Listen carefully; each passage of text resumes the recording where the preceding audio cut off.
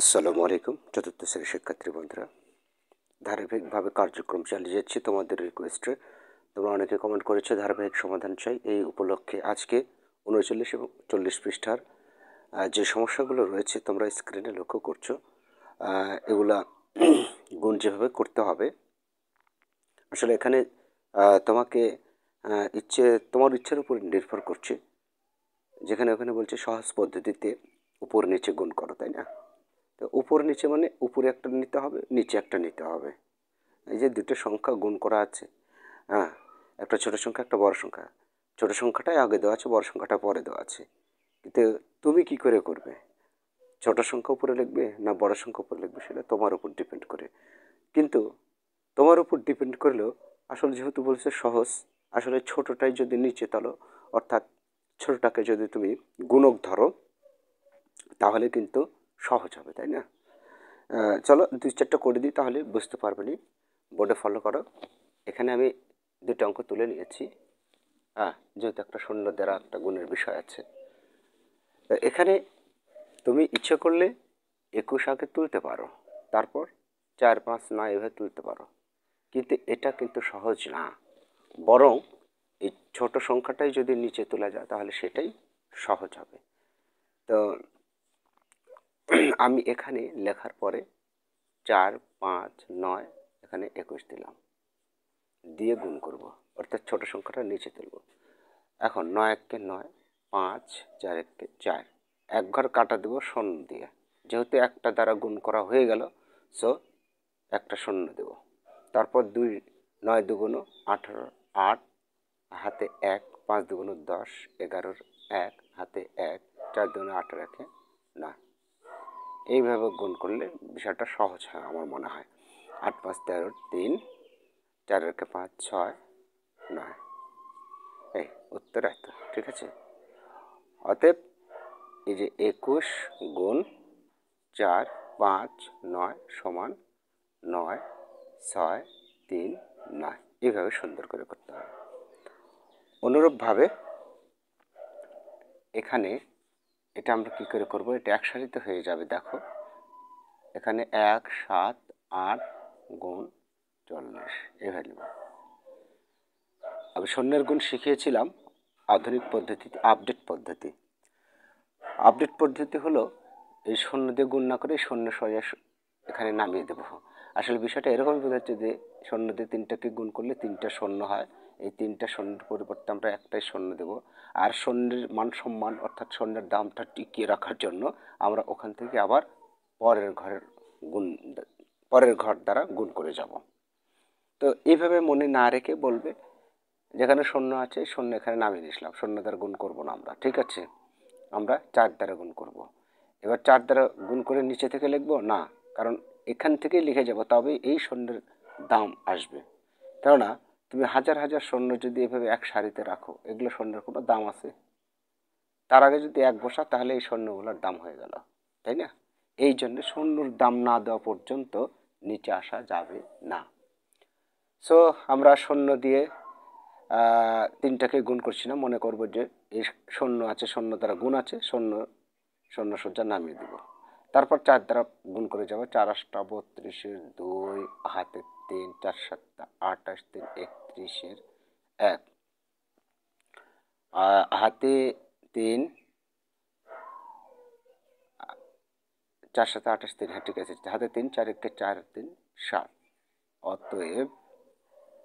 অতএব 40 গুণ 1 7 8 সমান 7 1 2 0। ওকে, এর পরবর্তীতে একটা সুন্দর ম্যাজিক অঙ্ক, সুন্দর একটা অঙ্ক, যে 27 গুণ 32 সমান 864 ব্যবহার করে এই নিচের গুণগুলো করতে হবে। ঠিক আছে, অর্থাৎ 27 গুণ 32 সমান 864 এটা দেওয়াই থাকবে, মানে এটার গুণ করার প্রয়োজন নেই, সেটা ব্যবহার করে করতে হবে। তো আমি বোর্ডে দেখো তুলে নিয়েছি, ফলো করো। এই 1 নম্বরটা এটা আছে, তো ব্যবহার করতে হবে কিন্তু 27 গুণ 32 সমান 864, এটার ব্যবহার করতেই হবে। তো এখান থেকে নিতে পারি কি করে, এই যে দেখো, এই যে এখান থেকে এই শূন্য বাদ দিলে 27 থাকে, গুণ এখান থেকে শূন্য বাদ দিলে 32 থাকে, তাই না? এখন এখান থেকে একটা শূন্য বাদ দিয়েছি, তার মানে 1 শূন্য। এখান থেকে একটা শূন্য বাদ দিয়েছি, মানে 1 শূন্য বাদ দিয়েছি। আচ্ছা, এবারে দেখো, লক্ষ্য করো, 27 গুণ 32, এই যে 27 গুণ 32 কত হয়? 864 গুণ 10 দ্বারা 10কে গুণ করলে এই 10 তুলো, আর এখানকার একটা শূন্য এখানে বসিয়ে দাও। এবার দেখো 100 দ্বারা গুণ চলে আসলো, মানে আমাদের গুণ করে দেখা হবে না। এটা ব্যবহার করা মানে আমাদের আর গুণ করে দেখতে হচ্ছে না কোনোটাই, কেননা এটা 100 দ্বারা গুণ। 100 দ্বারা গুণের নিয়ম কি? এখানে যা আছে আমরা তা তুলে যাব, আর এখানে শূন্য দুটোর সাথে বসিয়ে দেব। ওকে, এটাই, আশা করি বুঝতে পেরেছ। পরেরটা 27 গুণ 32 ব্যবহার করতে হবে, তাহলে 27 নাও, এখান থেকে এই দুইটা শূন্য বাদ দিয়ে 27, এখানে 32। ওকে, এবার দুইটা শূন্য বাদ দিলাম, তার মানে 100 বাদ দিলাম, আর 32-এর সাথে কিছু নেই, দেওয়ার প্রয়োজনে নেই। তাহলে 27 আর 32 গুণ করলে 864, এই যে এখানে লিখেছি, গুণ এই যে 100। এই 100 কোথায় পেলাম? এই যে দুইটা শূন্য, 100 লিখতে তো দুইটা শূন্যেরই প্রয়োজন হয়, তাই না? তারপরে 8 6 4 0 0, একই উত্তর। দেখো একই উত্তর হয়ে যাচ্ছে সব, তাই না? এটাও একই হয়ে গেল। এবার পরেরটা দেখি কত হয়। এখান থেকে নেব 27, এখান থেকে 32, 27 গুণ 32, তারপর গুণ, এখান থেকে একটা শূন্য বাদ গেল, তার মানে 10, গুণ, এখান থেকে দুইটা শূন্য, তার মানে 1 লিখে দুটো শূন্য। আচ্ছা, এর পরবর্তীতে 27 গুণ 32 দিলে কত হয়? 864 গুণ 10, এই 10 তুলব, আর এখান থেকে দুইটা শূন্য এর সাথে অ্যাড করে দেব, মানে যোগ করে দিলাম। আচ্ছা, এরপর কত হলো? যেহেতু 1 লিখে 0 0 দ্বারা গুণ, সো এই সংখ্যাটা আগে তোলার পরে এখানে যতগুলো শূন্য আছে এই ততগুলো শূন্য এখানে বসিয়ে দিব। ঠিক আছে, হয়ে গেল উত্তর। তাহলে আশা করছি বাকি অঙ্কগুলো তোমরা পারবে। এখানে দেখো কত সুন্দর কথা, যে 27 গুণ 32 ব্যবহার করে, এই 27 গুণ 32 নিলে আমাদের যে শূন্য বাঁক থাকছে, এখানে আমাদের 27 নিলে মানে কি আরও মানে 10 গুণ কম নেওয়া হয়ে যাচ্ছে, তাই পরবর্তীতে 10 গুণ নিয়েছি। আর সহজ হিসাব, যেখানে একটা শূন্য আছে, একটা শূন্য কার পরে থাকে? তুমি ভাবতে পারো যে 20-এর সাথেও তো একটা শূন্য থাকে না, ওই সবচেয়ে ক্ষুদ্রতম একটা সংখ্যার সাথে থাকতে হবে, সেটা হচ্ছে 1।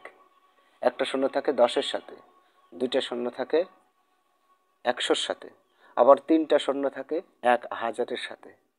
আর এটা এইভাবে বুঝে নিবে, এটা গল্পের ভাষা। আর অঙ্কের ভাষা তো এটা না, অঙ্কের ভাষা হচ্ছে তুমি এখান থেকে 27 নিয়েছো, তার মানে আরও 10 গুণ বাদ পড়ে গেল, কারণ এখানে আছে 270, তাই না? তা আরও 10 গুণ বাদ পড়ে গেল, তাই 10 দ্বারা গুণ দিয়েছি। আর এখানে 32 নিয়েছো, এখানে 100 গুণ কিন্তু বাদ পড়ে গেল, এই যে 32-এর সাথে এটা আছে 3200, আর এখানে হচ্ছে 270, তো এখানে 10 দ্বারা গুণ দিলে 270 আবার পাবো, তাই এখানে 10, আবার 32-কে 100 দ্বারা গুণ করলে আবার 3200ই পাবো, মানে এটা 100 গুণ বাদ পড়েছে, তাই না? তাই আমি 100 লিখেছি।